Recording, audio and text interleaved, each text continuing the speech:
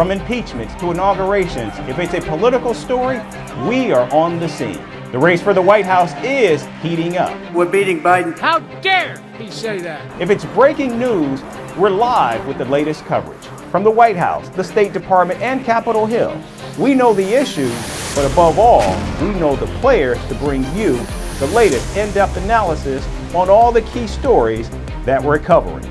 I'm Eric Ham. Join me from Washington here on Firstpost America.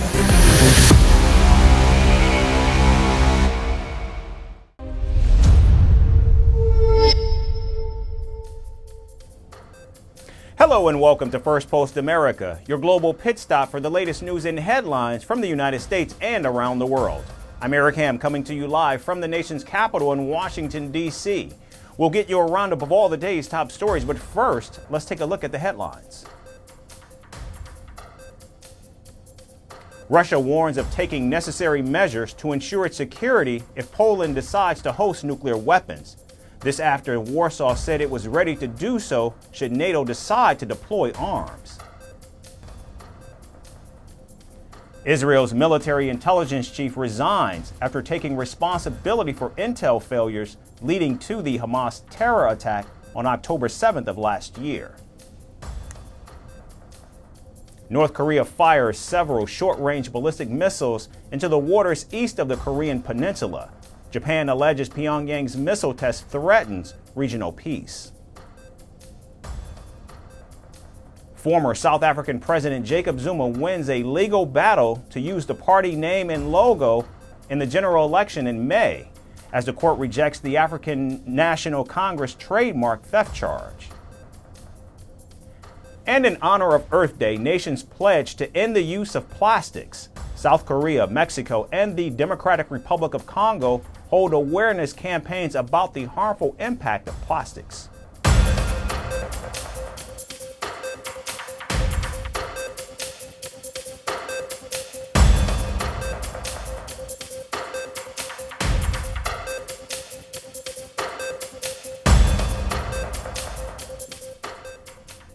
We begin in the Middle East. An Israeli airstrike has killed at least 22 people, including 16 children, in the city of Rafah in southern Gaza.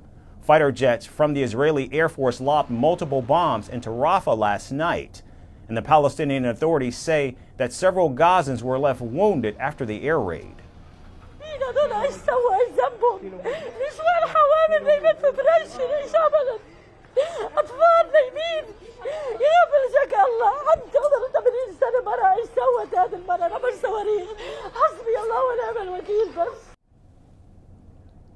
Now, Israel has begun expanding its ground operations towards Rafah as its troops were seen near the border between Gaza and Egypt.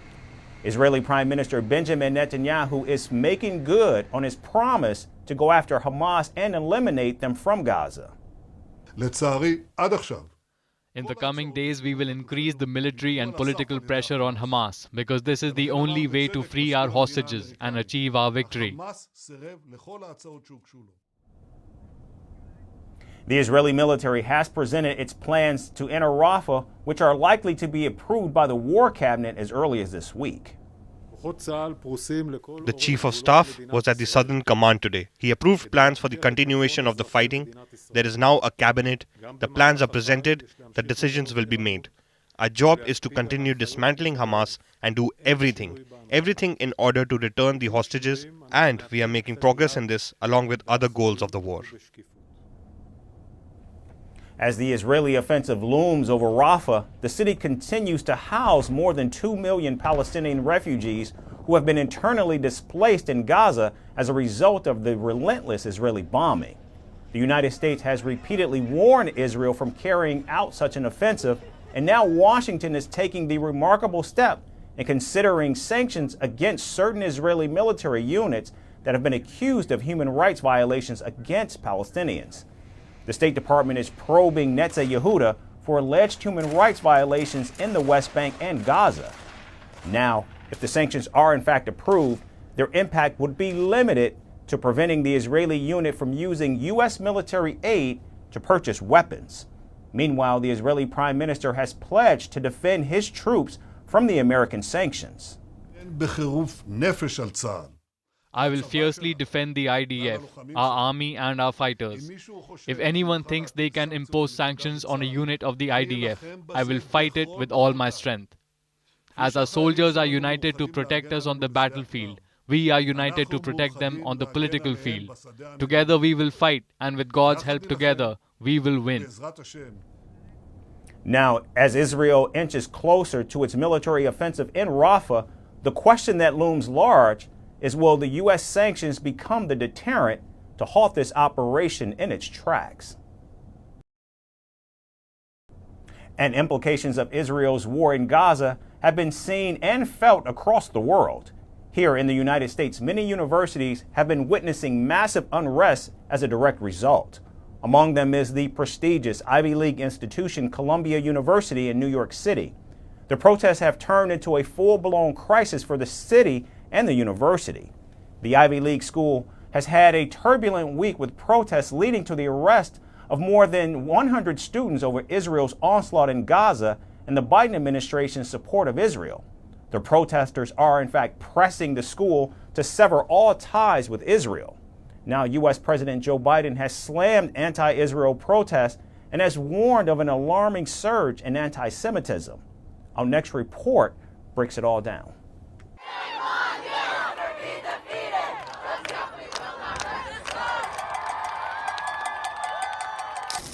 For centuries, universities in the United States of America have been a focus of intense cultural debates. Among them is the prestigious Columbia University in the city of New York.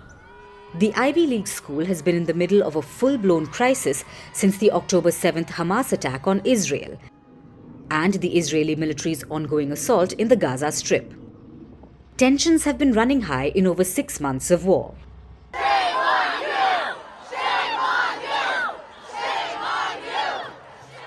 But in recent days, the situation at Columbia has escalated. Palestinian flags, anti-Israel slogans, and placards threatening the repeat of an October 7th attack were becoming a common sight on the Columbia University campus. On Sunday, US President Joe Biden warned of an alarming surge of anti-Semitism. Biden's statement was tied to the Jewish holiday of Passover, but had a clear reference to the events that unfolded at the Columbia University in the past week. Silence is complicity, Biden's statement read. Even in recent days, we've seen harassment and calls for violence against Jews. This blatant anti-Semitism is reprehensible and dangerous, and it has absolutely no place on college campuses or anywhere in our country. My commitment to the safety of the Jewish people, the security of Israel, and its right to exist as an independent Jewish state is ironclad. Sunday marked the 5th day of protests at the Ivy League school. Students have been camping out overnight on the school's lawns. Pro-Palestinian supporters at the university want the school to sever all ties with Israel.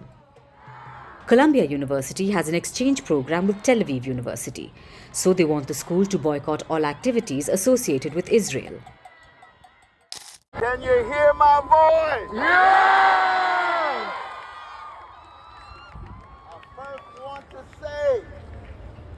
That I stand here in solidarity with each and every one of you. Yeah!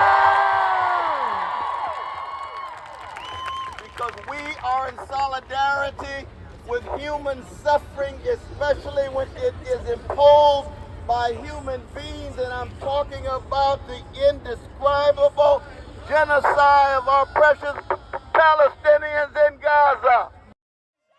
The pro-Palestinian stand by many students has drawn accusations of anti-Semitism. The White House also condemned calls for violence and physical intimidation targeting Jews on campus. A rabbi associated with an Orthodox Jewish student organization at the university strongly advised Jewish students to go back home and remain there. Last week, over 100 protesters were arrested. This happened after the university president, Nemat Shafiq, requested police intervention to disperse the crowd.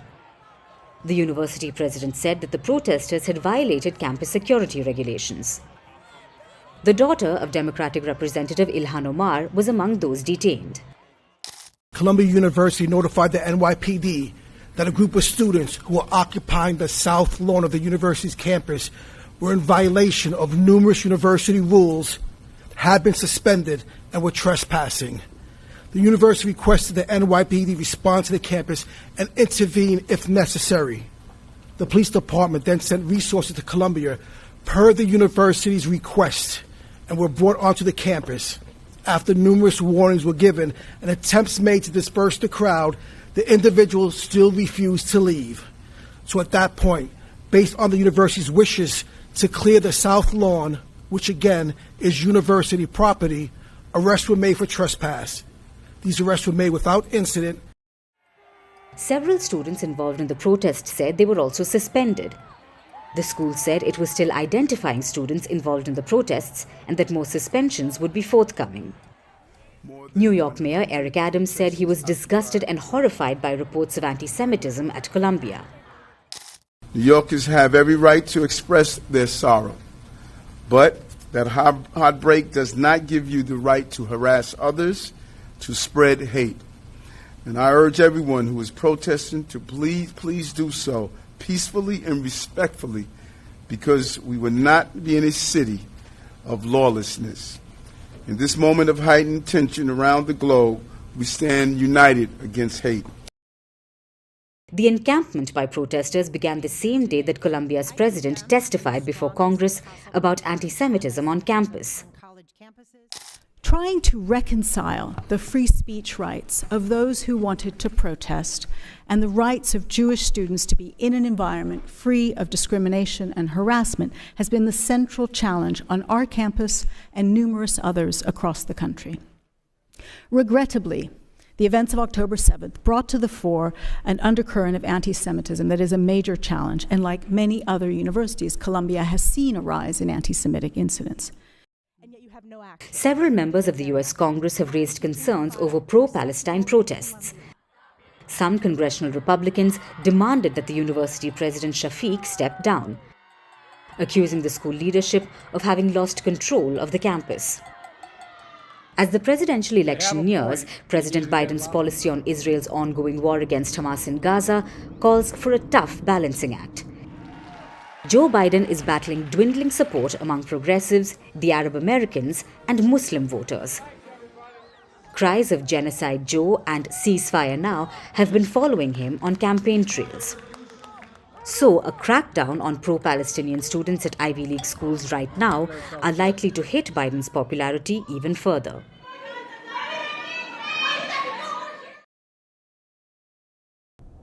And shifting focus to Iran, days after Tehran's first ever attack on Israeli territory, the Iranian Supreme Leader Ali Khamenei addressed the country's military. He thanked the nation's forces for the attack on Israel, saying that the Islamic regime had demonstrated its power. The Iranian Supreme Leader also urged army officials to continue to pursue military innovation and learn the enemy's tactics. However, Khamenei also hinted that the revenge attack on Israel caused very little damage. Israel might discuss how many Iranian rockets were launched and how many hit their targets, and this is a secondary matter. The principal matter is that Iran and its armed forces have displayed their power and determination in an important international arena. This display of force has happened, and that is what matters. The display of force is what bothered the people who were upset by the strikes. Now, these were the first public comments by the Iranian Supreme Leader since April 13, when Iran launched a barrage of over 300 missiles and drones at Israel. Tehran said the strike was in retaliation to Israel's suspected deadly attack on its embassy in Damascus on April 1st. Most of the missiles and drones fired by Iran were shot down by Israeli defenses. Last week, explosions echoed over the Iranian city of Isfahan in what sources said was a retaliatory attack by Israel. An image shared by an Iranian news outlet appeared to show significant damage to a radar system near a secretive Iranian nuclear site after the alleged Israeli strike. They destroyed remains of what was reported to be an anti-aircraft mobile radar station could be seen in the satellite image published by Iran International. Satellite images of the site captured before the Friday attack showed the same radar intact and surrounded by anti-aircraft missile launchers. The two attacks significantly have escalated the risk of the conflict turning into a wider regional war. And now shifting focus to the war in Europe, Ukrainian President Volodymyr Zelensky has thanked the United States after the House of Representatives approved more military aid for Kyiv. The new package, worth over $61 billion, will include air defense systems, mid to long-range missiles, and artillery shells. Now the bill, which was stalled for almost 6 months, moves to the Senate this week, and if ratified, President Joe Biden will sign it as early as next week. America's NATO allies are hoping that there will be no further delay in sending the military aid to Ukraine. Apart from the aid we brought about and mobilized in Europe, this is now a very clear message. A message, by the way, also to the Russian president, not to count on being able to sit out this war because the support from Europe or the United States would wane. It won't. We can hope for that now, so this is good news. And I'm obviously waiting, just like everyone else, for the Senate to take this necessary decision. Ukrainian troops say the war would have been tipped in their favor if only the bill had been passed earlier. If they had passed earlier, we would have lost a bit less ground. We could have maybe taken back some ground. If we already tried that hard with such a small amount, some of that equipment is what the Russians leave behind when they retreat, and we use it against them. If they had passed it back then, it would have changed the situation dramatically. Now, Russia has vowed to increase the intensity of attacks on Ukraine after the military aid bill was passed by the House of Representatives. And Moscow has also accused the United States and other NATO members, including France and Germany, of conducting hybrid warfare in Ukraine. Russia says that the United States and its Western allies are pushing the limits of a nuclear war. The Westerners are teetering dangerously on the brink of a direct military clash between nuclear powers, which is fraught with catastrophic consequences. Of particular concern is the fact that it is the troika of Western nuclear states that are among the key sponsors of the criminal Kyiv regime, the main initiators of various provocative steps. Meanwhile, Vladimir Putin has called the United States' involvement in Ukraine a humiliation and equated it to Washington's failures in both Vietnam and Afghanistan. Now, while final passage of the aid bill is just days away, it may still take weeks before Ukraine receives deliveries of these weapon systems. But when it does, it will be a much-needed boost to its forces fighting the Russian onslaught. And finally, in South America, tens of thousands of Brazilians took to the streets of Rio de Janeiro, and joining them was former President Jair Bolsonaro, who was protesting against the current government and Brazil's Supreme Court. Now, amid the chants of freedom, a new hero has emerged for the nation's far right, Elon Musk. Our next report explains the growing love for the tech billionaire among Brazil's far right and what it means specifically for Bolsonaro.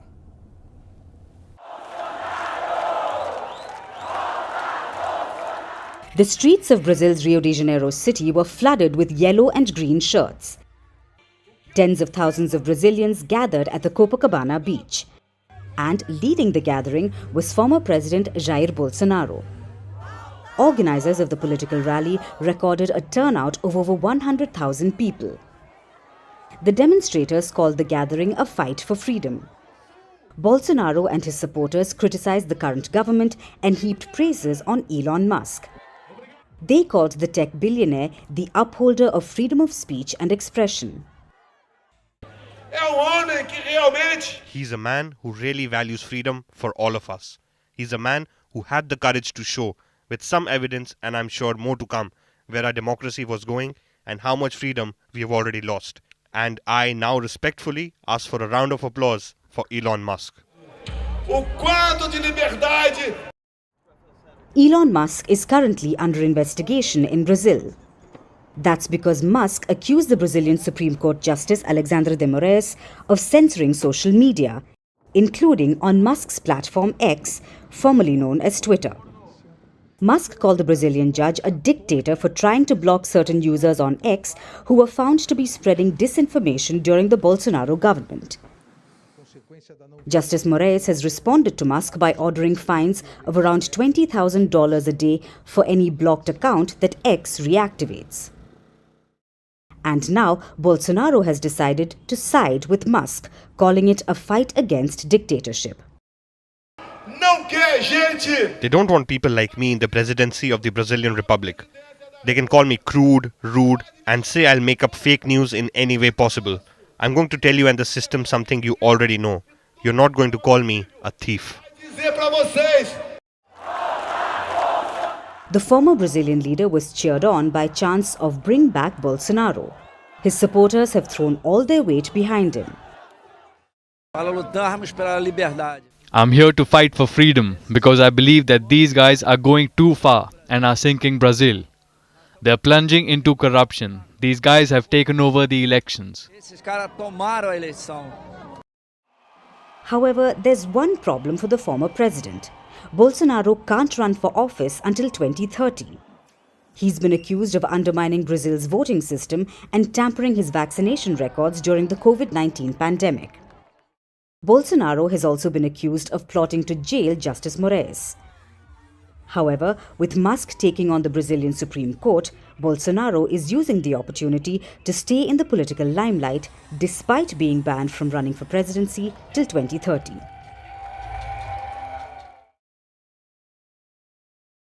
That's all we have time for today. We certainly thank you so much for tuning in. We hope to see you right back here again tomorrow. Thanks again for watching.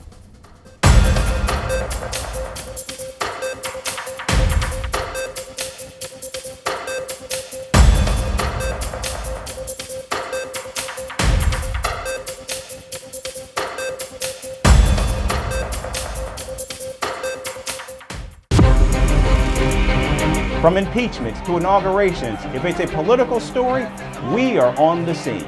The race for the White House is heating up. We're beating Biden. How dare he say that? If it's breaking news, we're live with the latest coverage. From the White House, the State Department, and Capitol Hill, we know the issues, but above all, we know the players to bring you the latest in-depth analysis on all the key stories that we're covering. I'm Eric Ham. Join me from Washington here on Firstpost America.